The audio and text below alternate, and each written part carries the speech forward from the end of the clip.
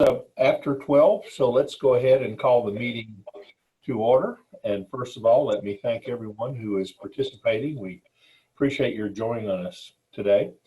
Our invocation is from Lindsay Kiesler. Lindsay, are you with us this morning?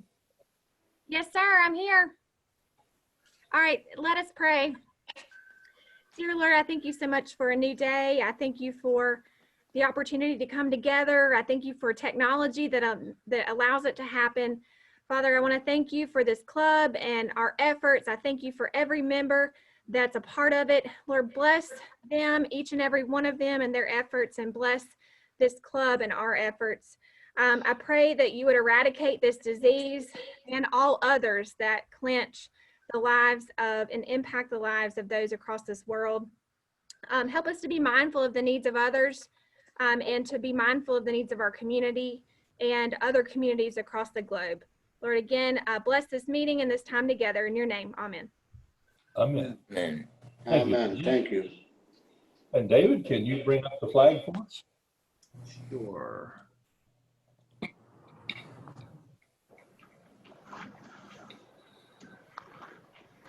And if y'all will join me in the Pledge of Allegiance. I pledge allegiance to the flag of the United States of America and to the republic for which it stands, one nation, under God, indivisible, with liberty and justice for all. Thank you. Now, Bill Lair, I think I saw you on here earlier.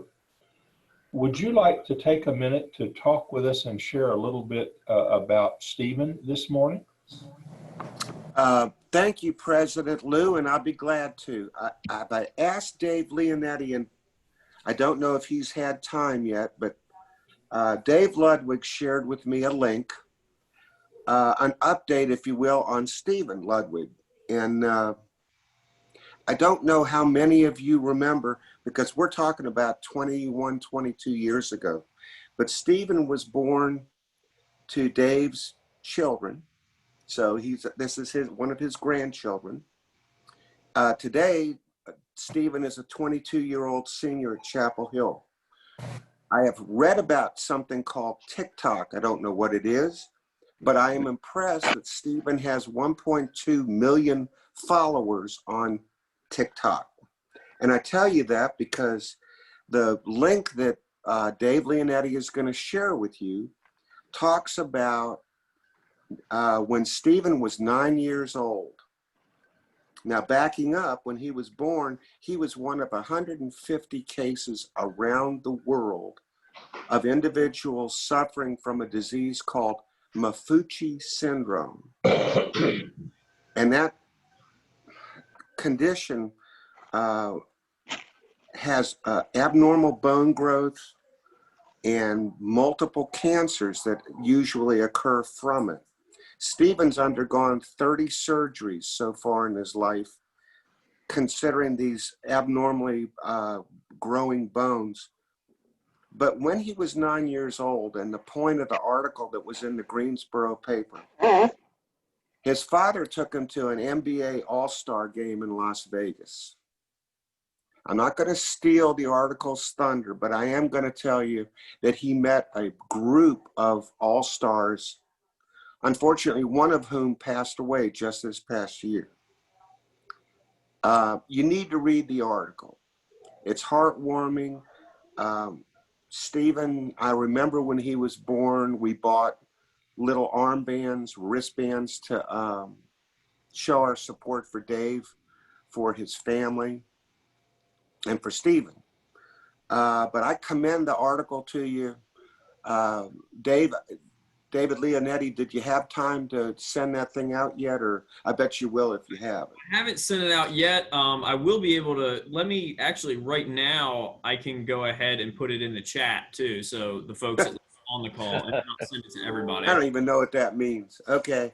But that, in a nutshell, I just wanted to whet your appetite. And I know David Ludwig wouldn't have done this because he's he's David Ludwig. But I commend the article to you. I hope those of you who have been in the club for quite a while will remember Stephen. He's come and he's spoken to us. He's an inspirational speaker. And I probably went way longer than I should have, but I wanted you to know about the family of one of our members and something really, really special. So there you go, Lou. Thanks for the time. Thank you. We appreciate that. And thank you, David, for bringing that to our attention. I know that's been quite a movement in your whole life and your children's lives, and it's wonderful to see how positive it has turned out for the whole thing. I want to let you know I received a letter recently from a group called Carolina Caring, sent by Larissa Vines, the director of development of the foundation. This is a group that provides pediatric palliative medicine and hospice care to children in need. And we had supported them financially in the past. And they sent a letter thanking us for that. And they also sent us a card that was hand-drawn by one of their Cardinal kids. And I'm going to try to share that with you. I don't know if I can get this up on the camera or not. Anyway, that was drawn by one of the children who received care, and a part of our contribution went for that. And her name is Slyly. So you can all see that. Now to our program. The program today is presented to us by John Serby of the Catawba Riverkeepers, and he will be introduced and presented by Jack Hyatt. So Jack, if you would take this from here, we'd appreciate it.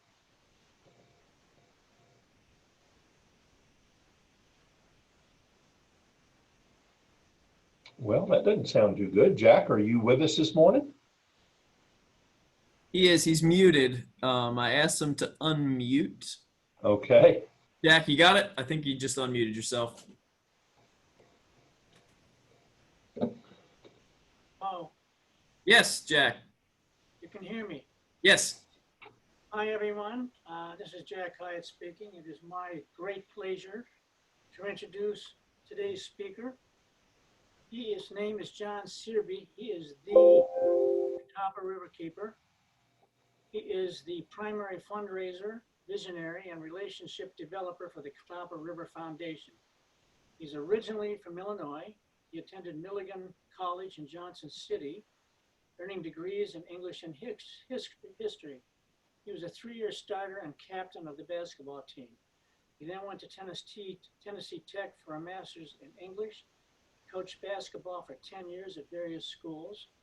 After that, he entered the business world for XOS Digital, downstream design, and outdoor advertising.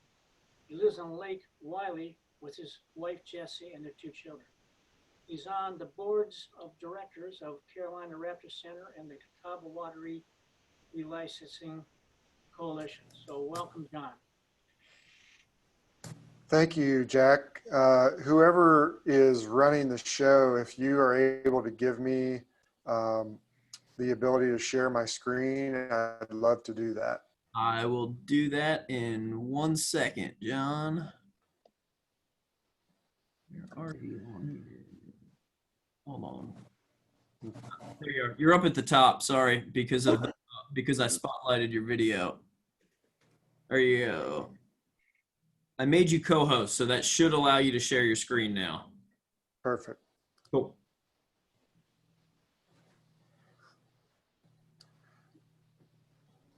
Okay. Hopefully everybody can see my screen, and David, if you can give me a thumbs up that that's working, that would be great. Okay. Well, Jack, thank you for the introduction. As Jack mentioned, my name is John Serby. I'm the executive director of the Catawba Riverkeeper Foundation. And I hope that many of you at least have heard of our organization, but I'm going to give you a little bit of detail today. I'm going to walk through kind of where we've been, a little bit of history about the organization for those of you who do not know us. Some of the highlights of our 23 years of our organization's history, talk a little bit about what we're doing now, and try to drill down specifically to Lake Hickory and the northern part of the basin, and then give you guys some ideas about how you can engage with us and work alongside us in our mission if you're interested. So if I was in the room with you, if we were all in a room together, I'd ask for a show of hands of how many of you have heard of the Catawba Riverkeeper Foundation. So I'll ask you to do that virtually, but if you haven't, I'll give you a little bit of background. We were founded in 1997. Here in the Charlotte region, we were founded out of the Central Carolina Council of Governments, who decided that there needed to be a nonprofit third-party organization keeping an eye on our public waters and kind of keeping some balance to what was going on with removing waters for use, discharging waste into the waters, recreational use, and just kind of balancing out all the different interests. So 23 years ago, we were launched with grants from the Lake Wylie Marine Commission and the Lake Norman Marine Commission. And probably for the first 5 or 6 years, we really focused on the core area around Charlotte, around Lake Norman, Mountain Island Lake, and Lake Wylie. But in the second half of our organization's 2 decades, we really have expanded that reach. And now we serve 26 counties in North and South Carolina. We have the entire river basin as part of our responsibility, from the headwaters near Old Fort at Catawba Falls, all the way down to South Carolina to the Congaree National Park, where we flow into the Congaree River. That's 225 miles of linear river with 5,000 miles of rivers, creeks, and streams as a part of it. And the Catawba River is often called the hardest working river in America. And that's because not only 2.3 million people get their drinking water from the Catawba, including all of you who are not on a well. If you live in the Hickory area and you're on any kind of municipal water, it comes out of the Catawba in some way, shape, or form. And over 3 million people rely on the Catawba for their electricity, because there are 11 hydroelectric power plants, 2 coal-fired power plants, and 2 nuclear power plants using the Catawba to assist in generating electricity. So the hardest working river in America, we take very seriously to help keep her protected. Some of the things that folks know us for, over the last 10 years, we have been in litigation over the removal of coal ash from the banks of the Catawba River.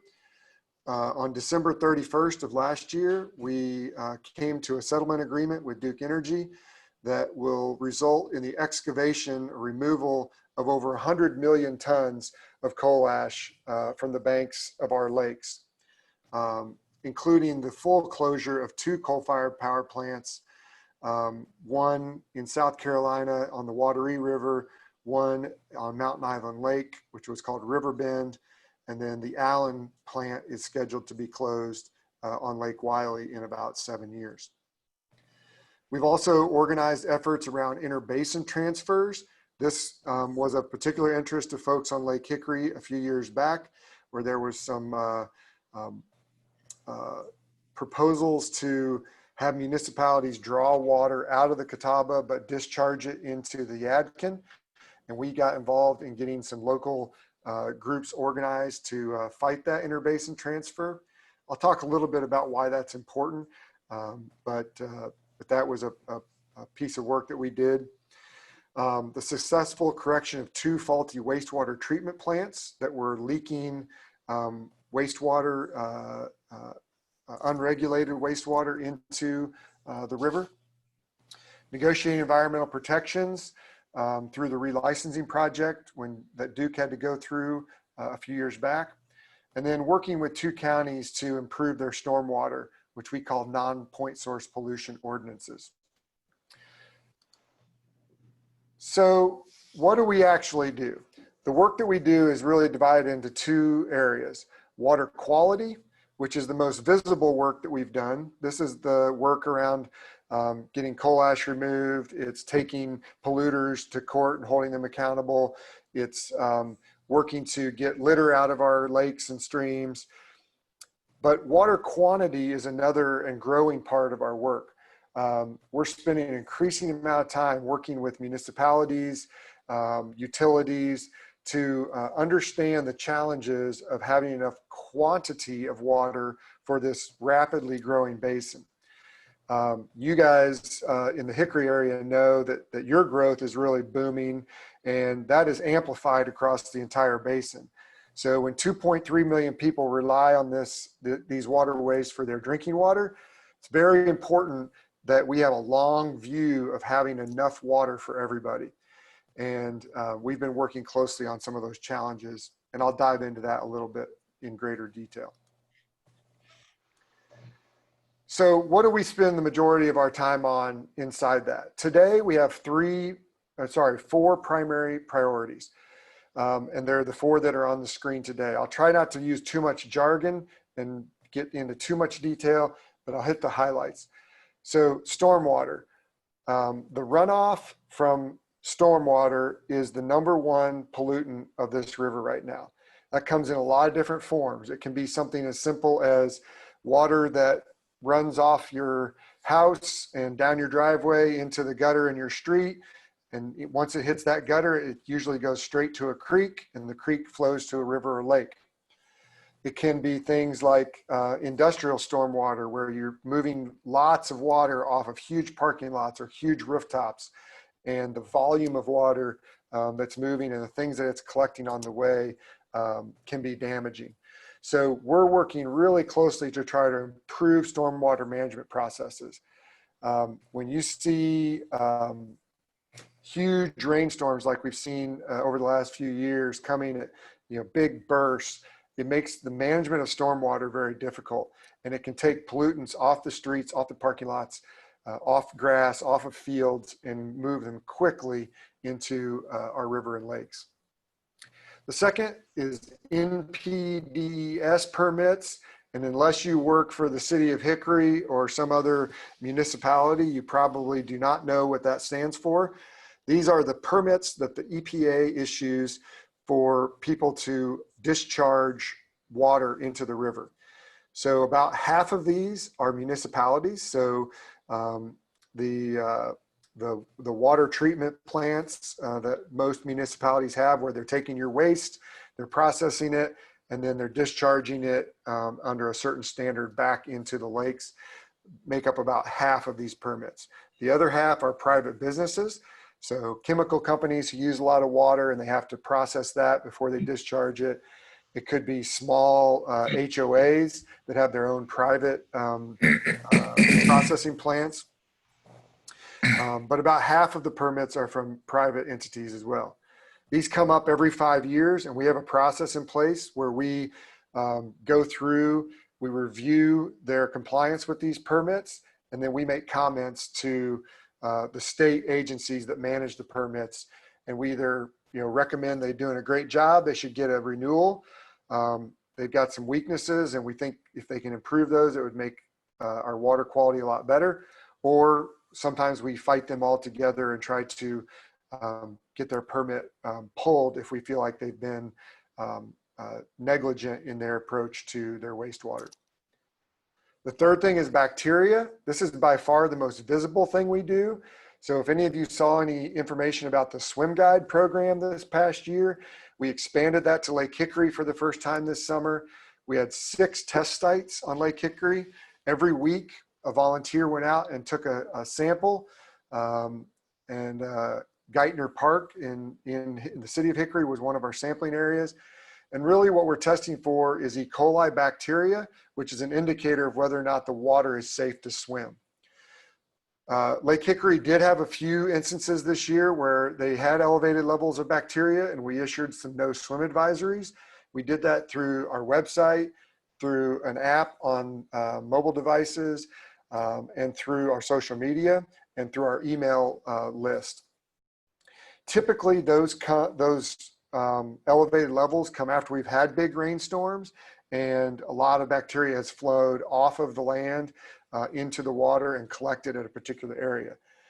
But that was a really popular program. It helps us to communicate to folks who maybe are moving to your area and they want to know, the lake looks a little muddy. Is it safe to be in there? Well, they can go on our app. They can look and see if the area that they want to tie up their boat or take their kids swimming is safe. The last thing that we're focused on are CAFOs. So this is concentrated animal feeding operations. And in our basin, these are corporate chicken farms. And so these are not like your neighbors that have a couple of chickens out back. These are gigantic operations with multiple chicken houses. Currently in the Catawba River Basin, there are a little over 32 million chickens residing at any given time.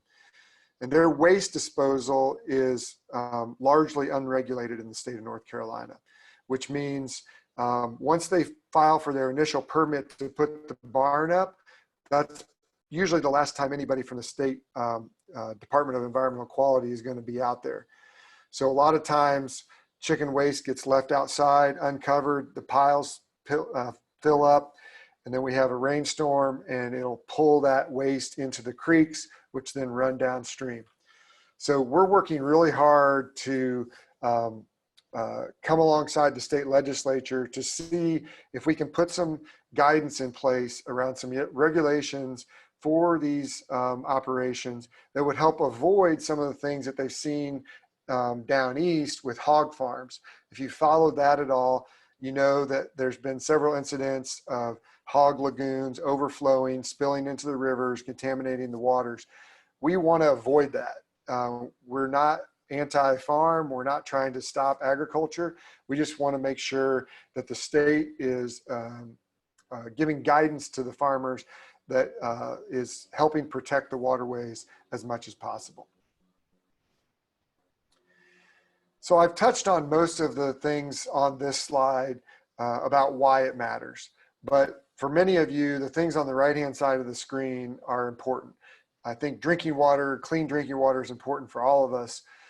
Certainly vibrant communities and having places to recreate on the water, to be able to go fishing or swimming or go boating with our families is important to many of us.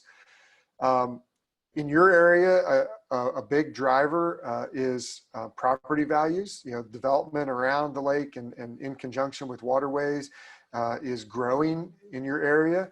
And so communities that rely heavily on having that resource, that really can help provide financially secure communities and a stronger tax base. But the bottom right is really the most important thing, is that an integrated environment starts with clean water. I never really fancied myself an environmentalist. I don't really still fancy myself an environmentalist. I learned how to care about the environment growing up in Illinois, bird hunting with my grandfather. And he would have definitely said he was not an environmentalist. But he taught us a lot of lessons about how we have to take care of the land because it's important for us and for the wildlife. And the river and the lakes are really crucial to providing good habitats, places for animals to fish and hunt, and for us to have clean drinking water. So the river is really the start of life for all of us. So give you a little bit of view, and I think I've only got a couple minutes left, of what we're doing going forward. So we really have taken this idea that the best way to predict the future is to create it. And instead of standing back and being reactionary about things, we really want to try to be proactive. And some of the things that we're doing is, I mentioned several of these already, that as the population increases, the dependency on the water resources is becoming larger and threats are becoming stronger. At the same time, many of our government agencies, North Carolina Department of Environmental Quality in particular, has had their budget cut by about 50% over the last 8 years. So as our population increases, the folks at the state level to do monitoring, swim advisories, things like that is reducing. So we feel our role is to come in and fill that gap between the government agency resources and the public need. We're constantly monitoring emerging issues. There's always new chemicals being developed, and we usually develop them faster than we can pay attention to what their long-term impacts are going to be. Plastics are a growing challenge, and we're trying to stay on top of that by cleaning up the waterways on a regular basis and making sure that we're getting plastics out of the waterways. The opportunities are there though as well. So as people grow in their connection with the water, they get more into recreation. When we talk about needing to support our water, That's generally universally accepted. And the awesome thing about technology is that advancements are on the testing side the same way they are on the potential pollution side. So we can now do things in-house through our lab here that would have cost us $60 or $70 a test just 5 years ago. Now we can do them for a few dollars. So our capabilities are growing as we grow our footprint. Everything we do is under one of these three buckets: education, engagement, and protection. And we really believe that all of this starts with educating young people about how to conserve water and how to keep trash and other pollutants out of the water, and then engaging people and getting them to get their hands dirty and do the work, and also enjoying the water that is provided to them. And then obviously the core of all this is protection. We've launched a capacity campaign, a fundraising campaign, and we're in the silent phase of this right now. We haven't made a big public announcement yet, but one of the real visions for our organization is to have a presence across the entire basin. We are working with a private landowner right now in Hickory to potentially have the donation of some space in a building he owns that would give us the opportunity to have a satellite office in Hickory with a Northern Basin director, so that we could be more hands-on engaged with your community. We log a lot of miles these days between Charlotte and Lake James and Lake Hickory, and Charlotte and Lake Watery in the south. And so having a physical presence in the Northern Basin is really important to us. We have a piece of land that's been donated to us in the Southern Basin in Fort Lawn, South Carolina, and we're working to get that up and running. But all of this is to really expand our reach and be able to have a comprehensive view of the entire river basin. That's going to allow us to do these four things, and this is what I'll finish on. We really want to collaborate. We can't accomplish the things to protect this waterway by ourselves. We have 5,600 members across the entire river basin, and they provide about 45% of our funding. The $50, $100, $250 checks from individuals and families really help support us. The other 55% comes from civic organizations like yourself, partnering with us on projects in your area, or through grants on a regional or statewide basis, or through corporate donations that help us accomplish our goals. We want to continue to increase testing, as I mentioned, as the state continues to cut budgets for their agencies. We want to be able to step in and fill that gap. We want to be able to educate people of all ages from all over the basin. So we want to be able to provide education programs to all the communities that we represent. And then we want to be able to do fun and interesting engagement things. And one of those is coming up in just a few weeks. On October 3rd, we're going to be hosting River Sweep. And we have 3 sites on Lake Hickory that are going to be part of our River Sweep. Geithner Park, which is being led by the City of Hickory staff. The 321 Marina is going to be another site, and the Wittenberg Access will be another site. So if you or any of your families are interested in getting out on a Saturday morning on October 3rd and helping pick up trash out of the waterways, I'd ask you to go to CatawbaRiverkeeper.org and find the sign up for River Sweep on October 3rd.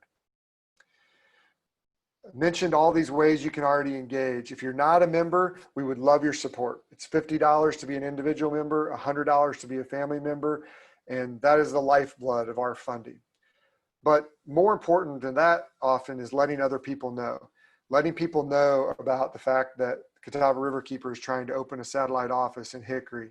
And if you know people who are interested in environmental issues, particularly around the water, send them my way. I'd love to have more folks engage with us as we make that transition. And then coming out and volunteering and participating in the things that we do. So with that, I'll thank you for your time and appreciate your attention. And I'm not sure how you guys do this, but if you have any questions, I'd be happy to take a few questions.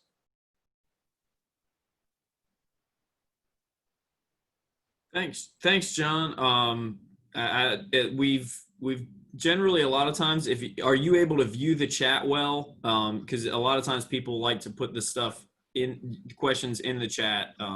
Sure. But I can also assist with reading some of those, or however, whatever makes you most comfortable. And a lot of times people will just unmute and kind of shout it out a little bit. But Yeah, so one question was around the app. So our app that I referenced earlier is called Swim Guide. And if you search Swim Guide in the App Store, you should find that. We're working on building our own Catawba Riverkeeper app, but right now we put our data up to the Swim Guide app. So that's looks like Jeff was the one that asked that question. Hey, David, I'm not seeing my little chat thing here, so I'll just speak up. John said that the city was doing something with the October 3rd event. If you need a volunteer, I'd be happy to help. Okay, yeah. If you go to,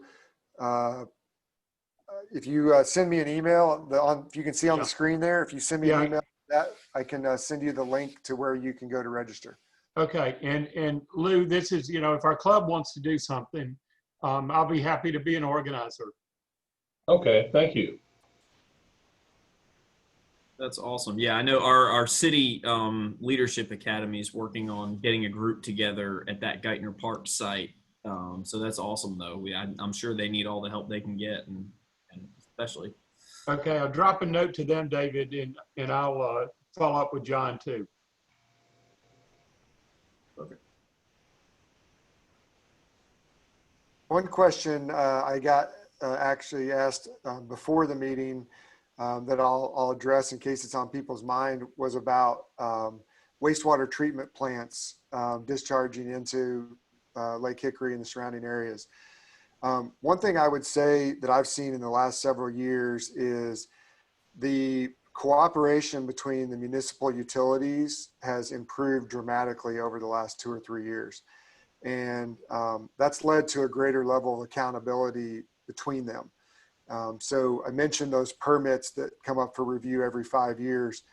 Our role in that is really to make sure that municipalities who have their permits coming up understand that, we're going to be looking at those and we're going to be working towards their improvement. So I can't speak to 10, 15 years ago. I wasn't in the basin during that time, but in the last several years, the permitting on wastewater treatment plants from a municipal standpoint has been much, much better. Coy asked a question, why were the 2 plants closed and another one in 7 years? So the 2 plants that were already closed, Riverbend on Mountain Island Lake and the one at Watery River, both of them had, they were closed as a part of the cleanup of the coal ash. So for years and years and years, going back as early as post-World War II, when coal-fired power plants would burn their coal, they were left with very fine ash, similar to what you would see in the bottom of a charcoal grill, but on a huge volume. And so they would just dig a hole next to the power plant, which was always right on the river or the lake because they needed to cool the turbines. They would just dig a hole and they would start dumping the coal ash in. Well, without any kind of liner in that hole, the heavy metals in that coal ash, when water would flow through that coal ash, the heavy metals would be pulled out and would go into the groundwater, which then would seep to the lakes. So both at Watery and Riverbend, the levels of heavy metals had reached alarming rates. And there were drinking water reservoirs intakes very near both of those. So when they were ordered by the state to excavate those, it just didn't make sense to continue to operate those plants without a place to remove that ash to safely. So at those times, Santee Energy in South Carolina and Duke Energy in North Carolina both made the decision that it was going to be more financially viable to just close the plant altogether, because trucking that coal ash or putting it on a train and getting it out of there every single day was not financially viable. Allen Steam Station on Lake Norman is a similar situation. And so they're on a very small footprint, and there's really nowhere else for the ash to go. So as they excavate it and remove it and put it into a lined landfill, they're really out of room. There's nowhere else to put additional ash. So it's more financially viable to shut that plant down altogether than it is to continue operating it and have to remove the ash off-site. It is cost prohibitive. The one on Lake Norman is called Marshall Steam Station. They have a gigantic footprint there, a very large space.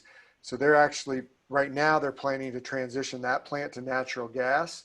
So they will phase out the use of coal to power that plant, and eventually will transition to natural gas. But they have a lot more room to move the ash around into lined pits that would be away from the water. I hope that answers Coy's question. Dan had a question: what is the impact of septic systems on lakefront property? So I live on a lakefront property that was built in 1962 and is grandfathered in. My septic system would not be permitted today if I was trying to build my house. Today, if you build a new property, there's setback regulations about where you can put septic systems.